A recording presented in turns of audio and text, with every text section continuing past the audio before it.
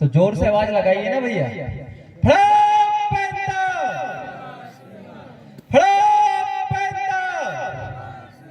बहुत बहुत धन्यवाद। सर्वप्रथम पुरखा शक्ति के चरणों में नतमस्तक होकर सेवा जोहार करूंगा और यहाँ पर विराजमान पुरखा शक्ति, नारी शक्ति, युवा साथी, तमाम क्रांतिकारियों को भी मेरा सादर सेवा जोहार प्रेषित है। यहाँ पर उपस्थित मंचासीन तमाम अतिथियों को भी मैं शिवरामन भोई क्रांतिकारी सेवा जोहार प्रेषित करता हूँ। और आज के आयोजन में महत्वपूर्ण भूमिका निभाए हमारे रामजी इनवाती जी, इंद्रेश सरवाती जी और तमाम जो क्रांतिकारी जिन्होंने इस मंच को सजाया, इस साज सज्जा को एक नया दृश्य दिया और इस गांव में खड़ा पैन की स्थापना की, उन तमाम लोगों को मेरा क्रांतिकारी सेवा जोहार प्रेषित है। अपनी बात शुरू करने से पहले कुछ चंद लाइनें मैं आपके बीच प्रेषित करूंगा। चेहरे पे खामोशी, दिल में तूफान लिए फिरता हूँ। चेहरे में खामोशी, दिल में तूफान लिए फिरता हूँ। बिरसा जैसी क्रांतिकारी जज्बात लिए फिरता हूँ, जज्बात लिए फिरता हूँ। आज इस आदिवासी समाज की सबसे बड़ी विडंबना यह है कि आज मेरा समुदाय, आज मेरा कबीला, आज मेरा परिवार एक आदिवासी है साबित नहीं कर पा रहा है। आज इस मंच के माध्यम से मैं आपसे सवाल करूं कि आप एक आदिवासी हो तो साबित करके बतलाओ। करोगे भैया कोई साबित? आपसे पूछूं कि आप एक आदिवासी हो, आप साबित कैसे करोगे? आप इस देश के मालिक हो, कैसे साबित करोगे? मैं आपसे सवाल करता हूं, आपसे सवाल पूछता हूं कि आप एक मालिक हो, एक आदिवासी हो, कैसे साबित करोगे? बताओ भैया, कौन साबित करेगा? बतलाओ कौन साबित करेगा? बोलो भैया। आज इतना बड़ा कबीला, इतना बड़ा परिवार, इतना बड़ा समुदाय, आज हम एक साथ बैठे हुए हैं और अपने आप को एक आदिवासी साबित नहीं कर पा रहे। ये सबसे बड़ी विडंबना का विषय है, क्योंकि आप आदिवासी साबित नहीं कर पाओगे। उसका कारण यह है कि आज आपको षड्यंत्र पूर्वक आपके आधार कार्ड बनाए गए हैं, षड्यंत्र पूर्वक आपके पैन कार्ड बनाए गए हैं, षड्यंत्र पूर्वक आपके वोटर कार्ड बनाए गए हैं। Aadhaar card, PAN card, voter card वाले लोग कौन है? ये भारत का राजपत्र कहता है कि जिन लोगों का आधार कार्ड बना हुआ है, जिन लोगों का पैन कार्ड बना हुआ है, जिन लोगों का वोटर कार्ड बना हुआ है, वो कौन है? भारतीय विदेशी नागरिक। कौन है? कौन है? बोलो भैया। ये गजट पढ़िएगा। ये गजट जब आप पढ़ोगे तो आपको पता चलेगा कि जितने भी कार्ड धारक व्यक्ति है, जिन लोगों ने अपना आधार कार्ड बनाया है, पैन कार्ड बनाया है, वोटर कार्ड बनाया है, वो सब कौन है? भारतीय विदेशी नागरिक। कौन है? भारतीय विदेशी नागरिक। आप आदिवासी कैसे? ये सबसे बड़ा सवाल यह है कि आज हम आदिवासी कैसे हैं? हम आदिवासी है ही नहीं, हम तो भारतीय विदेशी नागरिक बन चुके हैं। क्यों बने? क्योंकि षड्यंत्र पूर्वक आपको बनाया गया। षड्यंत्र पूर्वक क्यों बनाया गया और किसके एवज में बनाया गया, ये आपको समझना पड़ेगा। आज आप देखिए, आपका जो क्षेत्र है, आपका जो सिस्टम व्यवस्था है, आपके बाप दादा का जो व्यवस्था है, आप उनसे भटके हुए। आज हम देखते हैं आदिवासी समुदाय जो है एक कृषक समुदाय हुआ करता था, खेती किसानी करके अपने परिवार का पालन पोषण करता था, अपना जीवन यापन करता था।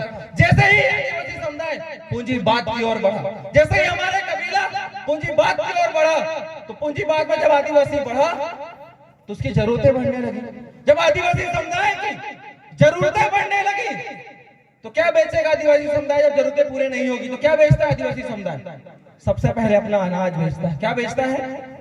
अनाज बेचता है। जब अनाज बेचने के बाद भी आदिवासी समुदाय की जरूरतें पूरी नहीं होती तो क्या बेचता है? हमारे घर में गाय, बैल, बकरी, भैंस होते हैं, मुर्गा, मुर्गी, तितली होते हैं, हम उनको बेचते हैं। उसको बेचने के भी बाद भी हमारे आदिवासी समुदाय की जरूरतें पूरी नहीं होती, हमारा समुदाय कर्जे में डूब जाता है, हमारा परिवार कर्जा ले लेके परेशान हो जाता है। जरूरतें पूरी नहीं होने के बाद भी आप देखिएगा क्या बेचना पड़ता है।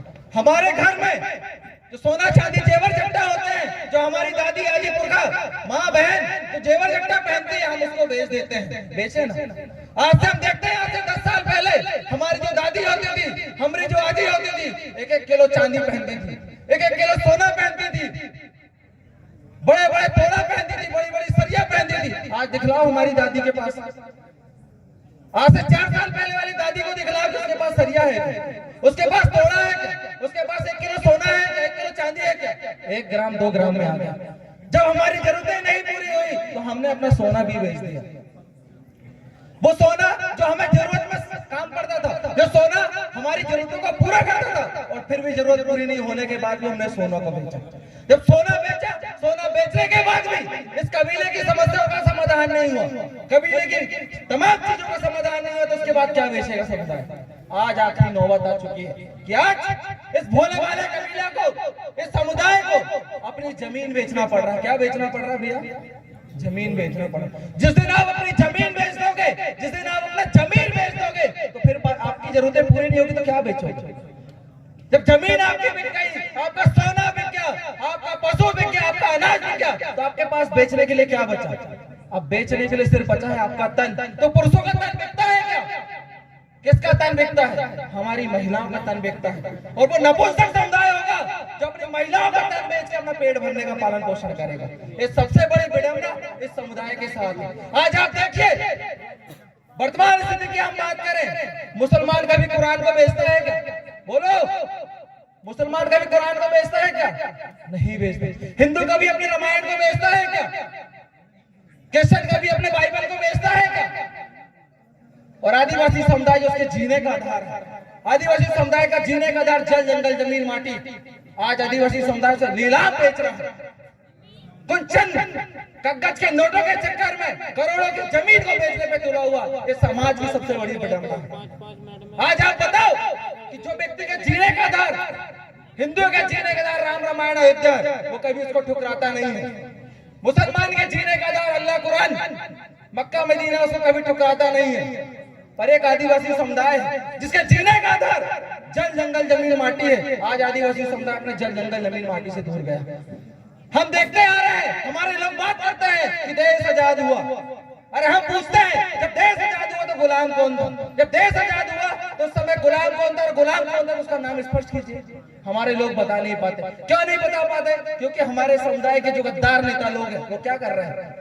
नेतागिरी कर रहे हैं। आज आप देखिए, वर्तमान स्थिति में हम देखते हैं, पूरे सिवनी जिला की बात करें, छिंदवाड़ा की बात करें, पूरे मध्य प्रदेश की बात करें, तो पूरे मध्य प्रदेश में पैसा एक्ट जैसे जो समान कानून हमारे बीच थोपे जा रहे हैं। जो पैसा है और जो MP MLA जो आदिवासी समुदाय के लिए कैंसर का कारण बने हुए हैं, फिर भी हमारा समुदाय को पता नहीं कि ये कैंसर है कि एड्स है, कि इससे हमें ऊर्जा मिलेगी कि ऊर्जा नहीं मिलेगी, हमारा समुदाय समझ नहीं पा रहा। ये सबसे बड़ी विडंबना इस समाज की आ चुकी है। आज हम देखते हैं जैसे जैसे हमारा समुदाय पढ़ रहा है, अभी पढ़ने की बात कर रहे हैं कि बोलते हैं कि शिक्षा वो शेरनी का दूध है, जो पिएगा वो दहाड़ेगा। अरे जिसकी जमीन लूट रही है, जिसकी बेटी लूट रही है, जिसका जमीन लूट रहा है, क्यों नहीं दहाड़ रहा भैया? दहाड़ने से क्या हुआ है आपका? दहाड़ने से क्या होगा आपका? आपको अपनी व्यवस्था का निर्माण करना पड़ेगा। आज हम देखते हैं, आज मैं आपके बीच आया, मैं आपसे बोलता हूँ कि मेरा नाम शिवरावण, तो पहचानोगे कि मैं आदिवासी हूँ करके पहचानोगे कि भैया? नहीं पहचानोगे। मैं बोलूंगी मेरा नाम शिवरावण त्रिकाम है, आप झट से पहचान जाओगे भैया 6 देवधारी कच्छपधारी त्रिकाम है। तो समाज ने मुझे क्या दिया? अपनी पहचान दिया। क्या दिया? समाज ने मुझे क्या दिया? अपनी क्या दिया? बोलो। पहचान दिया। आज इस पहचान को खत्म करने के लिए आदिवासियों का क्रिश्चियन समुदाय के द्वारा धर्म परिवर्तन किया जा रहा है, मुस्लिम समुदाय के द्वारा धर्म परिवर्तन किया जा रहा है, हिंदू समुदाय के द्वारा आदिवासियों का धर्म परिवर्तन किया जा रहा है। वो लोग कौन होते हैं जो आदिवासी समुदाय का धर्म परिवर्तन करा रहे हैं?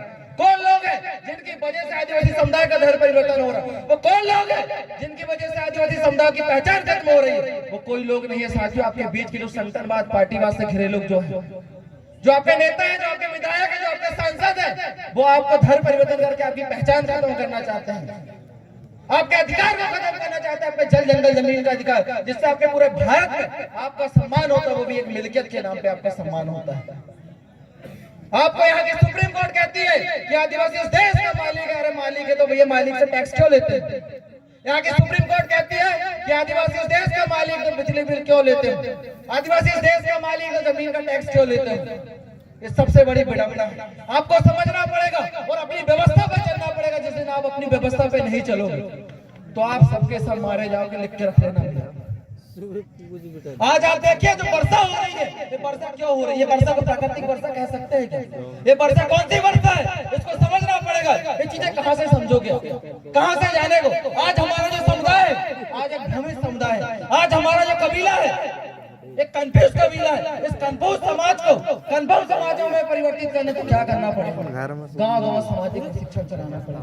गांव-गांव सामाजिक शिक्षण के माध्यम से समाज को जागरूक करना पड़ेगा, समाज को संगठित करना पड़ेगा, समाज के अंदर एक विचारधारा का निर्माण करना पड़ेगा। अभी बोल रहे थे, कोई बोल रहा था यहाँ से कि बोले देवरावण की विचारधारा पे चलना चाहिए। मैं बोलता हूँ देवरावण की विचारधारा पे मत चलो, शिवरावण की विचारधारा पे मत चलो, तुलसा दादा की विचारधारा पे मत चलो, आपको महापुरुषों की विचारधारा पे चलना पड़ेगा। अगर आप किसी व्यक्ति की विचारधारा पे चलोगे तो आपको किडनी कब बेच देगा पता नहीं चलेगा, आपकी आंखें कब बिक जाएंगी आपको पता नहीं चलेगा, आप पे जल जंगल जमीन कब बिक जाएंगे आपको पता नहीं चलेगा।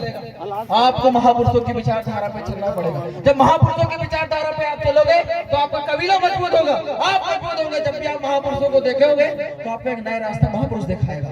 अगर आप शिवरावण की विचारधारा को लेकर चलोगे तो शिवरावण कब आपकी किडनी बेच देगा पता भी नहीं चलेगा। इस बात को समझना पड़ेगा। जिस तरह हमारे समाज में विचारधारा का निर्माण होगा तो सामाजिक एकता बनेगी। जब सामाजिक एकता हमारे बीच में बनेगी तो स्वाभाविक बात हमारा सोशल सिस्टम तैयार होगा। आज हम देखते हैं ये जो क्षेत्र है, आपका इस क्षेत्र में मुकद्दमी व्यवस्था चल रही है दादा, बदला मुकद्दम वाली और पटेल वाली व्यवस्था चल रही है। इसमें गांव का मुकद्दम बैठ कर निर्णय लेना चल रही है। क्यों दादा चल रही है क्या? बतलाओ जरा, कोई चल रही है किधर व्यवस्था? नहीं चल रही। जो आपकी व्यवस्था है, जो आपकी कमेटी सरकार है, जो आपकी मुकद्दमी सरकार है, आप उसको नहीं चला रहे हो। क्या बना रहे हो? केंद्र सरकार, राज्य सरकार, यही बना रहे हो ना। सरकार किसे कहते हैं? सबसे बड़ा सवाल है कि सरकार किसे कहते हैं? सरकार मतलब होता है मालिक। क्या होता है? मालिक। अब आप क्या बना रहे हो? राज्य सरकार, केंद्र सरकार। राज्य सरकार का मुखिया कौन? मुख्यमंत्री। मतलब मुख्यमंत्री कौन? मालिक। अगर मालिक है तो फिर पगार क्यों लेता है? सबसे बड़ा सवाल है। पगार लेने वाले चाहे चपरासी से लेकर राष्ट्रपति तक हो, पगार लेने वाला व्यक्ति कौन? नौकर। कौन है पगार लेने वाला व्यक्ति? कौन? नौकर। और हम कौन? इस देश के मालिक। कौन है हम लोग? इस देश के हम लोग मालिक। तो मालिक की व्यवस्था को समझना पड़ेगा, मालिक के सिस्टम को समझना पड़ेगा, पुरखों की पुरुषोत्ती व्यवस्था पे चलना पड़ेगा। और अगर आपको पुरखों की पुरुषोत्ती व्यवस्था पे अगर चलोगे ना, तुम्हारे क्षेत्र में पुलिस घुसेगी, ना कोई नेता विधायक मंत्री कोई नहीं घुसेगा, ना संगठन वाला घुसेगा, ना पार्टी वाला घुसेगा। इस बात को आपको समझना पड़ेगा, तभी आपकी समस्याओं का समाधान होगा, तभी आपका समुदाय जीवित रहेगा। और लास्ट बात मैं बोलूंगा, इसके बाद समय आ गया, बोलने की समय हो गया, तो लास्ट बात ये बोलूंगा कि आज आपको यहाँ पर लेना पड़ेगा और आपके गांव में अपनी व्यवस्था का निर्माण करना पड़ेगा। अंशुल दादा बोल रहे थे अभी कि हमें हमारे स्कूल बनाना होगा, हमें हमारे कॉलेज बनाना पड़ेगा, हमें हमारी यूनिवर्सिटियां बनाना पड़ेगा, हमें हमारे स्कूल संचालित करना पड़ेगा, हमें हमारे मार्केट संचालित करना पड़ेगा। तो इन चीजों को संचालित करने के लिए आपको पैसों की आवश्यकता होगी। किसकी आवश्यकता होगी? पैसों की आवश्यकता को आप कैसे पूरा करोगे? ये सबसे बड़ा सवाल है। तो पैसों की आवश्यकताओं को पूरा करने के लिए आप तमाम लोग यहाँ पर बैठे हुए, तमाम लोगों को आपको गांव-गांव जाके सर्वे करना पड़ेगा। सर्वे में क्या करना पड़ेगा? पहला सर्वे ये करना पड़ेगा कि एक गांव में बच्चे से लेकर बूढ़े तक की जनसंख्या कितनी? बताओ भैया, ये तुलप रैयत में बच्चे से लेकर बूढ़े तक की जनसंख्या कितनी है? चलो भैया ने बताया 2000, ठीक है, 2000 बच्चे से लेकर बूढ़े तक की जनसंख्या। दूसरा सर्वे ये करना है कि जो 2000 लोग हैं, 2000 लोग में शराब पीने वालों की जनसंख्या कितनी? तो स्वाभाविक बात है कि 1500 लोग क्या करते होंगे? शराब पीते होंगे। लोग के पीते होंगे, कहीं छुप के पीते होंगे, पर पीते जरूर होंगे। तो तीसरा सर्वे आपको ये करना है कि एक दिन में कितने रुपए की शराब पीते हैं वो लोग? एक दिन में कितने रुपए की शराब पीते? मतलब वो जो कितने रुपए का आता है? 100 रुपए का। तो 1500 गुणित 100 करो, कितना होता है? 1500 गुणित 100 करो, कितना होता है? कितना होता है? 1.5 लाख रुपए होता है। सोचो कि एक आदिवासी समुदाय जो इस गांव का जो 1500 जो आदिवासी है वो एक दिन में 100 रुपए की शराब, मतलब 1.5 लाख रुपए की शराब पी के क्या करता है? पेशाब करता है और अपना स्कूल नहीं बनाता। एक दिन का सोचो कि 1.5 लाख रुपए तो महीने भर की शराब कितने की होगी? करोड़ों रुपए की। बताओ, करोड़ों रुपए में आपके स्कूल नहीं बन सकता क्या? आपकी यूनिवर्सिटी नहीं बन सकती, आपको कोचिंग नहीं बन सकती क्या? आपका मार्केट नहीं बन सकता? इन चीजों को समझना पड़ेगा और बारीकी से समझना पड़ेगा, तभी आपकी समस्याओं का समाधान होगा। अन्यथा आप दुश्मन के स्कूल में जाओगे तो आपकी समस्या का समाधान होने वाले नहीं। इन्हीं शब्दों के साथ अपनी वाणी में यही विराम देता हूँ। जोहार, जिंदाबाद, जय आदिवासी।